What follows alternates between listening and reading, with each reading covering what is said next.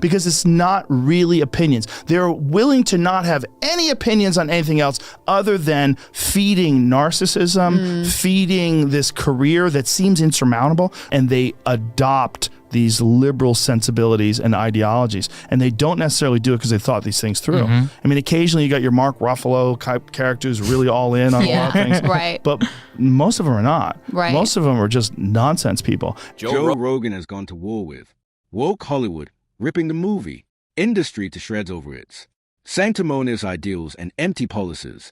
The comedian and podcast titan has had enough of Tinseltown's hypocrisy and the toxic grip it holds over young, impressionable minds. So he absolutely torched them. This isn't casual commentary. It's a scorched earth takedown. So smash that subscribe button and let's dive in. The people that think outside of the norm say it in like whispered hushed tones. There's a certain ideology that's attached to that city, and it's not logical.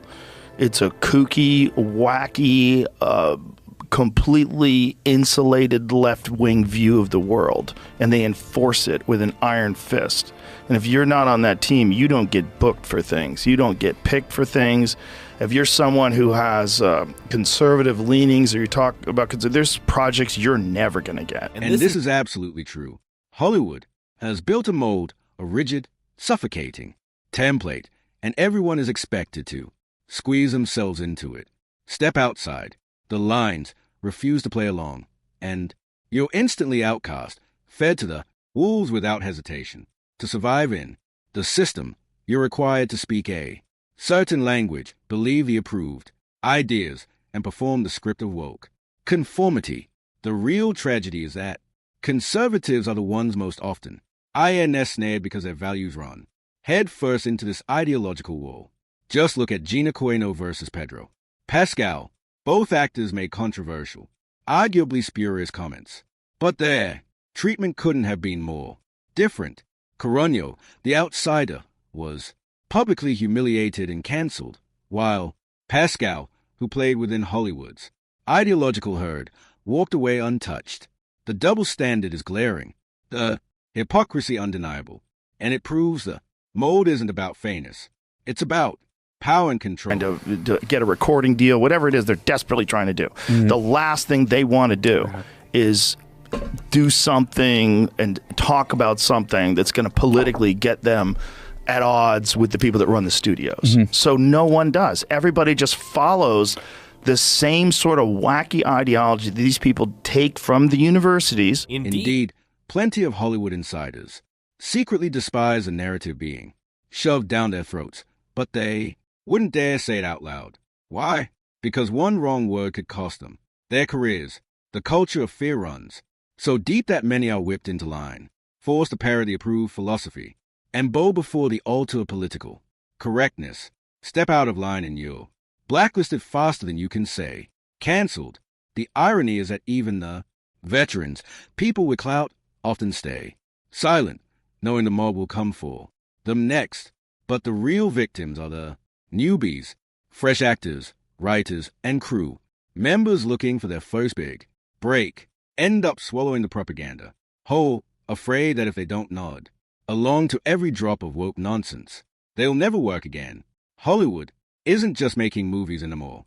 It's manufacturing obedience. Generally speaking, people come to Hollywood if they have an acting dream. That's the big reason why, right? That's like probably the number one. The way this system works is you go there and then you go into a room like this one. So like maybe we could be the casting directors, and someone would come in and you go, "Hey, Mark, tell us a little bit about yourself. Where'd you move from?" And there's like a smugness to it and a weirdness to it because they have power over you. And they're like, "Well, you know, I'm from New Jersey, but, you know, I've been acting. I did a bunch of plays and blah, blah, blah, and I'm out here trying it out." "Okay, Mark. Well, you're going to read for the role of Ted." Hollywood executives and producers wield an obscene amount of power, and they know it.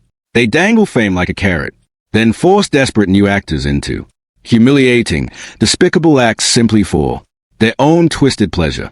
It's the kind of exploitation that thrives in the shadows where silence is bought and fear keeps everyone in line. Most of these fresh-faced dreamers walk in with their dignity and sanity intact, full of hope that talent and hard work will be enough. But by the time they've clawed their way through the system, many are left scarred, broken, and carrying a lifetime of emotional trauma. The stories that occasionally leak out are chilling, yet they barely scratch the surface. And it makes you wonder if this is what we're allowed to hear. What dark, disturbing horrors are still hidden behind those studio doors? PA will read off a thing. Well, Ted, I don't even know if we can do this, man. It just seems like it's all wrong. You're like, come on, man. We can do it. And so you're in this. I've done this so many times. You're in this like completely non-natural environment. It's usually a conference room in a production office. And you're in this non-natural environment with these smug people that have this massive amount of power over you. There's no debate. Hollywood wields enormous power, especially when it comes to shaping ideas and opinions. Politicians know this, which is why they trot out A-list celebrities every election season, hoping their star power can hypnotize the public. It's political theater, plain and simple. Take the last election. Hollywood stars lined up in droves to throw their weight behind Kamala Harris, flashing their rehearsed endorsements like red carpet smiles. And yet, she still lost. Why? Because people are waking up. The public no longer trust pampered elites who preach morality on camera while cashing million-dollar checks behind the scenes. These stars have sold their consciences for influence and money, and the hypocrisy reeks. Once upon a time, a celebrity's word could sway voters. Now, it barely moves a needle. The glitter is fading and America is starting to see Hollywood for what it really is, a stage built on lies. Please choose me. And no, they didn't choose me. And so you're trying to be friends to people who choose people. You're trying to get them into parties, trying to introduce them to other people. You're trying to be around other famous people. Getting anxiety. So this person's been chosen. I got to be around the chosen person. We're going to go to the chosen person's party. Maybe we can get chosen. Hey, Joe Rogan dives into just how tangled the Hollywood web really is. And it's uglier than most people think. Everyone in Tinseltown is clawing for the top, and in that ruthless climb, nothing is off limits. People will do anything, say the right buzzwords, parrot the approved narrative, even push messages that go against basic common sense, all to stay in the club. And the wild part, half of them don't even believe what they are saying. They'll nod along, clap on cue, and virtue signal their way through interviews, not because they care, but because it's the only way to keep climbing the ladder. That's a hypocrisy Rogan is calling out. The phoniness of an industry built on image and illusion. In Hollywood, it's not about truth. It's about survival. And the price of admission is selling out your own convictions. 7. The Hollywood net keeps stretching wider and wider. And social media has blown it open even further. Now, it's not just actors clawing for a shot. It's everybody with a phone and a Wi-Fi signal chasing 15 seconds of fame, and in the mad rush to make it, people will humiliate themselves. Overwhelming anxiety that fills the city. Yeah. And then now you have TikTokers and influencers and all these people that are just trying to do anything to get famous. Yeah. And that the reality stars and all that started it all off, and the Real Housewives and all that wacky. That's a storm of anxiety. And just a hurricane of confusion and Zoloft and fucking and everyone's losing their mind, and everyone's in therapy, and everyone's nuts, and everyone's trans. It's out of touch. Out their dignity and jump on whatever insane trend promises a sliver of attention.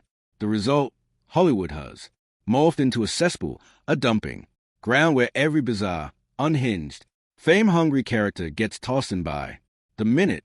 Instead of talent, we get noise. Instead of creativity, we get desperate stunts. It's less an industry, now a more circus where the clowns don't even know they're clowns.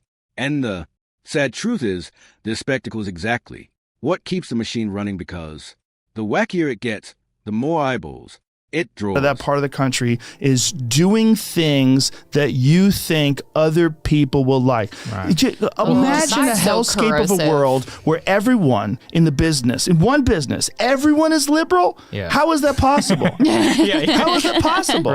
How is it possible when the country is basically divided 50-50? It's not possible. The reason The reason is simple. Conservatives do exist in Hollywood, but most of the time, they are shoved to the sidelines and shut out by the liberal elite. The system isn't built for them, and it shows. They rarely land the big lucrative deals, almost never get the spotlight, and are often pushed into shadows where their influence is muted.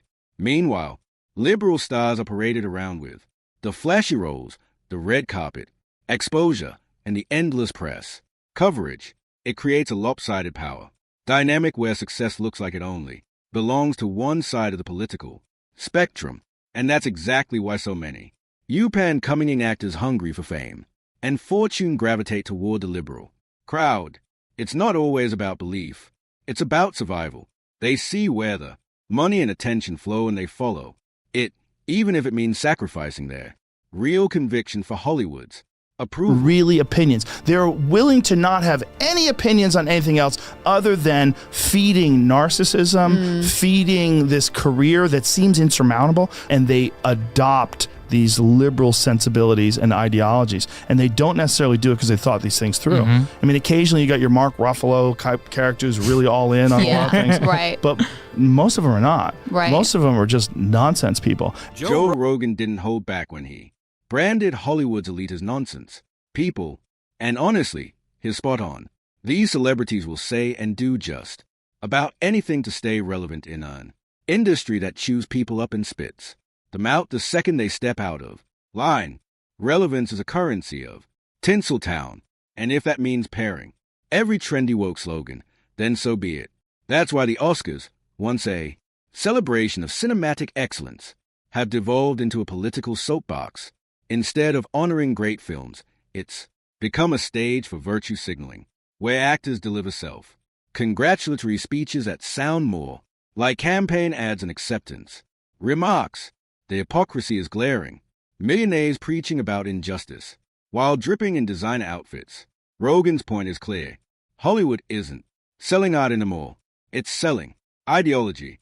And the Oscars, they adjust the infomercial. Get on stage and they'll say, like at the Academy Awards or at the Grammys, they'll talk about, this is what we have to do. We have to make sure that we support this and that. And it's...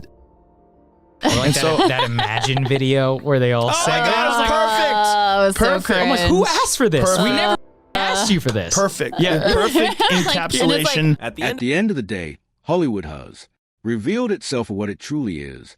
Not a dream factory, but a machine of conformity. The industry thrives on image, control, and obedience. Anyone who dares to think differently, especially conservatives, is shoved aside, blacklisted, or mocked into silence.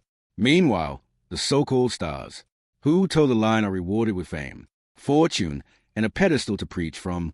No matter how shallow or hypocritical their message may be, Joe Rogan is right to call them out as nonsense people, because that's exactly what they've become, performers in a circus where relevance depends on pairing the latest woke ideology, and yet the grip is slipping.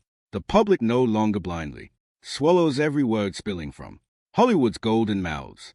Viewers see the hypocrisy, the double standards, the manufactured activism that reeks of self-interest.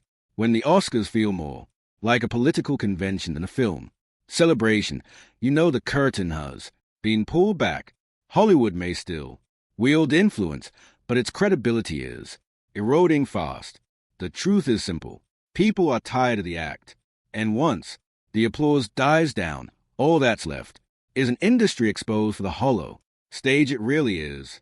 And this brings us to the end of today's video. If you enjoyed it, then hit the like button and subscribe to this channel for more videos like this. Thanks for watching, and I'll see you